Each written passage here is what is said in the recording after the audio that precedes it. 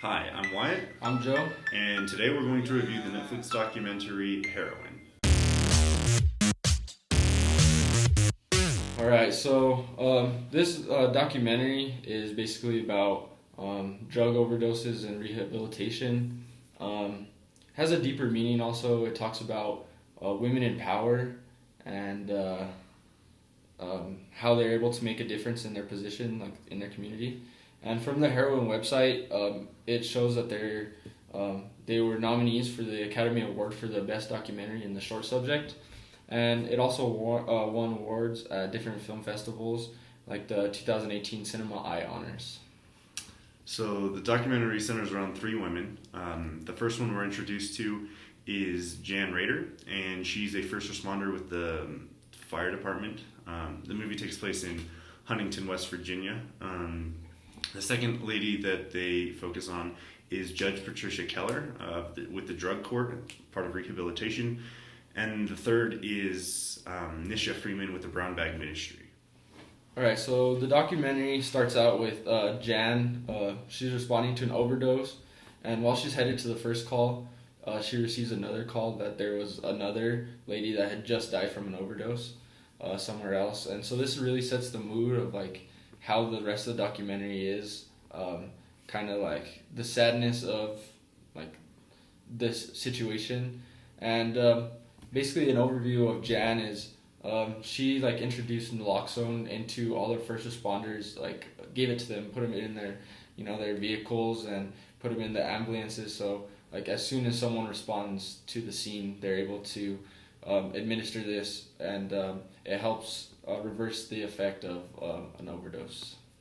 The second person that we were introduced to, Judge Patricia Keller, her way of trying to solve the heroin problem is she runs the drug court, which is a system to try to keep people, heroin addicts, out of the prisons where they're not going to get the help that they need to overcome their addictions and rehabilitate them. And so her, like the difficult part with what she's doing is that she has to kind of toe the line with being compassionate and understanding of their situation, or enforcing the law, because she's still a judge and it's still illegal, and so she has to enforce the law. So the third person, Nisha Freeman, she started the Brown Bag Ministry, and she's not a huge part of this documentary. It doesn't really give too much of a background on her. It starts off with she's bringing out these. It's like a mission where she brings out brown bags to prostitutes, and it could be like even if they're still doing using drugs, she still tries to help them. She talks about one prostitute goes with her to help, and she said that she's been clean for the longest she's ever been clean in her life, and she can relate to all these people that they're bringing these bags to, and she's making a personal impact. She just wants to help these ladies before they end up dead or in jail. So one thing that I really wasn't a fan of with this documentary, well, first of all, I liked how there was three different points of view established from the beginning, but then towards the end I felt like they should have come together with a conclusion. They didn't really seem that tied together. Like, I think they definitely knew each other, but they didn't seem like their storylines were connected, really. I mean, they were all tied together because they were dealing with the same problem, trying to find solutions. But I really wish there was more of a conclusion. It seems like it kind of ended short without anything, kind of left me hanging, But, at the same time, that could have been because there's no closure to the problem yet either. So they did that on purpose, so there's not really a closure to the documentary, because there's not really closure to the problem of heroin addictions in America yet. So the age-adjusted rate of drug overdose deaths in 2016 was 19.8 per 100,000. That's 21% higher than the rate in 2015, which is 16.3. So the drug problem in America is definitely not over, and it hasn't been slowing down. And I think that could be what the theme of this documentary is trying to say, and to get across to us. And that quote was from Hedegaard. Alright, so even though I like the documentary, I mean, there's obviously some things I thought they could have done better. To start off, I thought they could have been a lot more graphic. In my opinion, it makes it more powerful, and I just feel like it like helps get the message across, like how serious it is.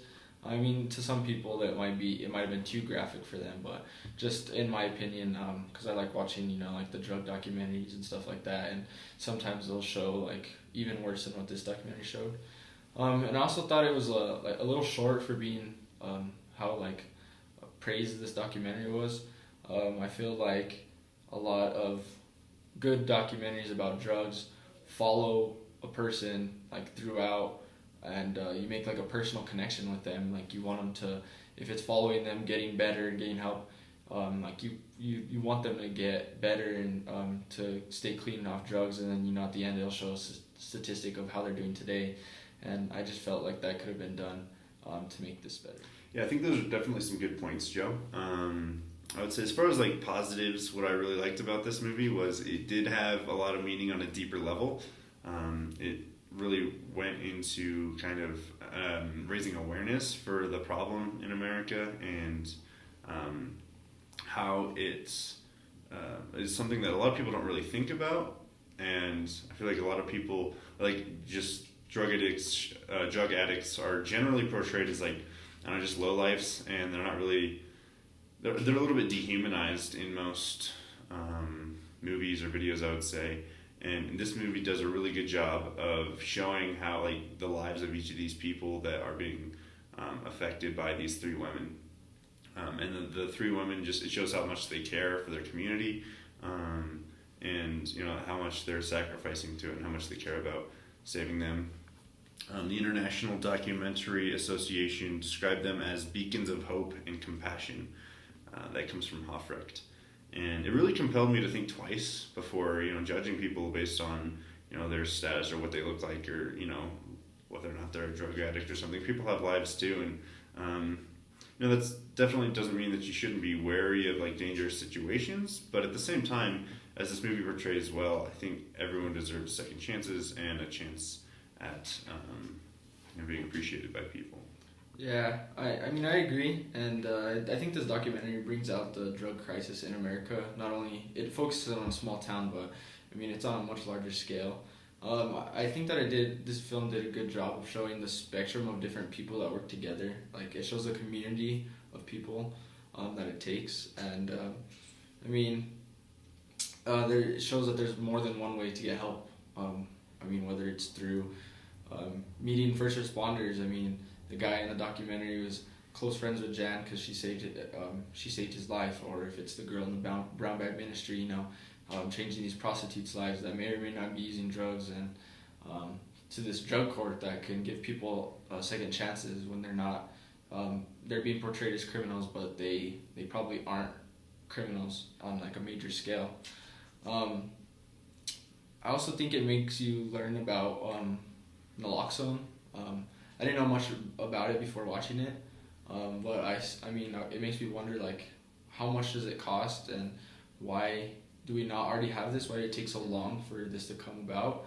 And on the flip side, it also makes me wonder, like, how much is it costing this community? Like, I mean, obviously it's worth it, but you know, what is the negative impact of it? But yeah, I think that's my full review pretty much. So if I were to give this movie a rating, I think I would rate it probably 4 dirty needles out of 5. So go ahead and rate it 1, 2, 3, 4 dirty needles out of 5, because I think it did do a lot of good things, but I wasn't, like, completely, like, grasped and captivated by the movie. So I did think it was really good, though. You know, if I were to rate it, I'd be a little more harsh. I'd give it 3.5.